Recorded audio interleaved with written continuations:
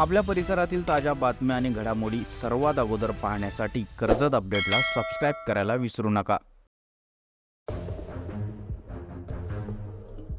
कर्जत शहरालगत असलेल्या दहिवली येथील विनायक अंगण या इमारतीत काल रात्री मध्यरात्री 3:30 ते 4 वाजण्याच्या दरम्यान घरफोडीचा धक्कादायक प्रयत्न करण्यात आल्याची घटना समोर आली आहे।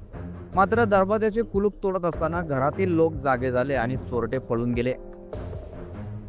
या घटनेमुळे परिसरात भीतीचे वातावरण पसरले असून या चोरट्यांचा लवकरात लवकर बंदोबस्त करण्याची मागणी होत आहे। दहिवली येथील ललानी सोसायटीच्या मागच्या परिसरात असलेली विनायक अंगण ही मोठी सोसायटी आहे।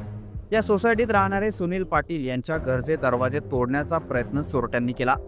मात्र घरमालक घरातच असल्याने आणि बाहेर सीसीटीव्ही असल्याने चोरट्यांचा डाव फसला। त्यांच्या सर्व हालचाली सीसीटीव्ही मध्ये कैद झाल्या असून यामध्ये 3 जण चोरटे असल्याचं दिसून येत आहे।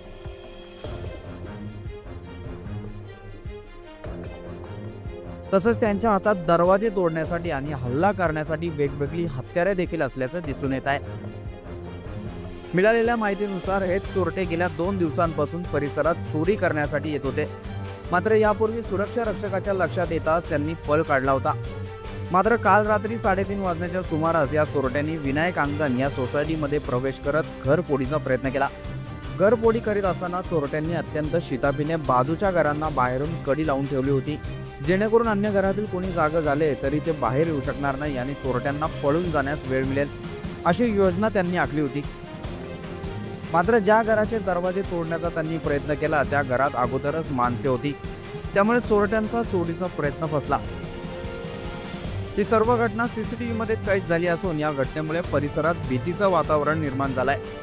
त्यामुळे नागरिक आता अधिक सशक्त सुरक्षा यंत्रणा राबवण्याची मागणी करत आहेत।